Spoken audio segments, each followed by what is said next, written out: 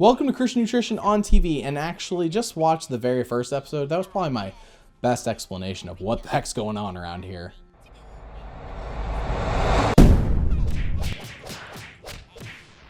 Welcome back to VeggieTales on TV, and this week we are looking at the Asparagus of LaMancha, on TV. This is actually the first part of Sherlock Holmes and the Golden Ruler, and this is a bit awkward as I didn't really cover much of the Asparagus of LaMancha the first time. So to make up for the short runtime of this episode, I actually have a special bonus segment at the end with some extra VeggieTales on TV goodness that didn't really fit anywhere else.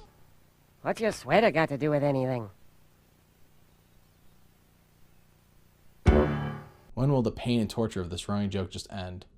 Can we have the letter? Oh, yeah. It's right here. I'll just put it through the mail slot. I'll just, They copy and pasted from the last time Bob and Larry got mail from this clown, didn't they? Just hand it to me over the door. No, I can get this.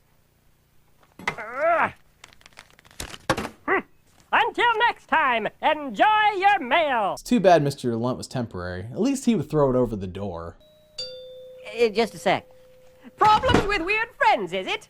We were right in the middle of... The answer, dear Lucy, lies in my big book of oddities. What is Archibald doing? In 1852, British Dr. Lucius Vernon became concerned by the weird behavior of his longtime friend Alexander. His other friends told him to ignore Alexander, but he didn't want to do that. Well, at least we know Archibald is grounded in reality and he'll keep his stories as real as possible. That's one thing I can give him. So instead, he built a rocket for Alexander and shot him to the moon, where his weird behavior bothered no one. It did, however, attract the attention of a herd of moon beavers. A herd of moon beavers? There were beavers on the moon this whole time? You know, science class really kept that out of their textbooks, didn't they? Who hot-wired Alexander's spaceship, flew back to Earth, and invaded Switzerland. The end. If your friend starts behaving weirdly, shoot them to the moon. Cool. That's cool, and I'm definitely going to do that next time. Thanks for the great tip, Archibald. No, we can't tell him that. Look, Lucy, if you want to know what to do with your friend Sarah, take a look at this.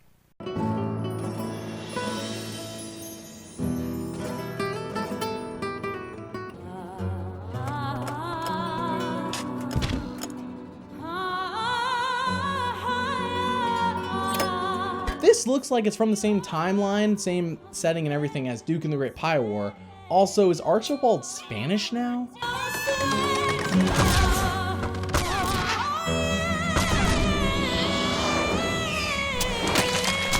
Is this the Great Cheeseburger War? I've only heard myths and legends about this fantastic war. The war that only consists of chucking cheeseburgers at each other.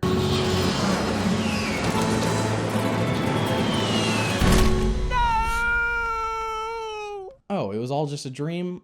Lame. What is this, a bad Shyamalan movie? Archibald thinks his dream is prophetic as if he were Joseph or something. Remember, he's been Jonah, not Joseph, so he needs to get his act together. Archibald works at the Cafe LaMancha, and yes, I probably said that incorrectly, where he is the chef. He then finds out a new restaurant is moving into town, but dismisses the idea that could be any real competition.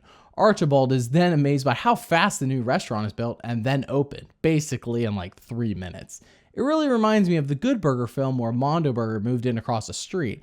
Anyways, Archibald's eating establishment essentially loses all of his customers to the fast food place when he keeps having dreams that he believes are prophetic. As it turns out, they're not. They're simply stemmed from him having eaten his excessively hot sauce right before bed. Archibald and Mr. Lunt realize that by opening their place for breakfast instead of it being only open for lunch and dinner, that they will actually be able to survive and not shut down. Therefore, they don't have to compete with the restaurant across the street who's only open for lunch and dinner. The end. I voiced over that entire thing because it was just okay. Literally, just okay. The weird guy in that story looked a lot like you. No relation. Please don't lie, Archibald. I was once confused and thought that you were the narrator, and then I found out you weren't. And now you're telling me you weren't even the guy who was in the Asparagus of LaMancha? I think you're lying. Please don't do that. I'm confused enough as it is.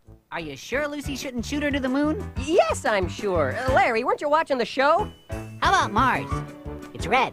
True, she could live with Matt Damon up on Mars. I mean, he did pretty well for himself. Well, it doesn't matter what color it is. It still isn't a nice place to send your friends. What if Lucy and Sarah both went to the moon? Would they be back in time for dinner?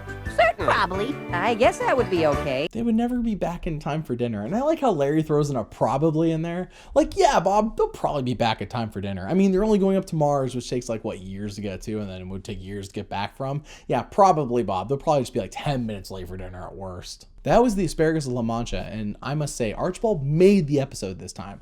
I mean, like, he kind of did make the episode, but he made all the good humor this time, and I liked it. I really do want to see more stories from him. I really hope that someone has all these episodes and they just forgot about him, and then we find out that they were all Archibald just telling stories. That'd be fantastic. But as I promised, here's the special segment that doesn't really connect to anything else, but I feel like it kind of connects to this episode. Yeah. Bienvenidos a mi casa ubicada en la colina en donde tengo mi jardín, garaje, baño y cocina. Oh yes, VeggieTales in Espanol. That's about as Spanish as I get, and this is very much real. Hola, Bob. Hola, Larry. En sus cartas contestamos, ayudarles anhelamos. Y a mi suéter admiramos. VeggieTales. Guess there isn't really a Spanish translation for VeggieTales, is there? VeggieTales, ven VeggieTales, porque llegaron los VeggieTales. No stupid joke by Pa Grape. I love it! Next week, which is sadly also the last week, unless I find more episodes. And if I do, I'll make them. But as of right now, it's going to be the last week. Though I did find a YouTube channel that may possibly have a Snoodles Tale and Madame Blueberry. If I can get them to upload that, we'll do those too as well. Anyways, sorry I got off track, guys. Next week is Gideon Tuba Warrior on TV. Remember that God made you special, and he loves you very much. Bye!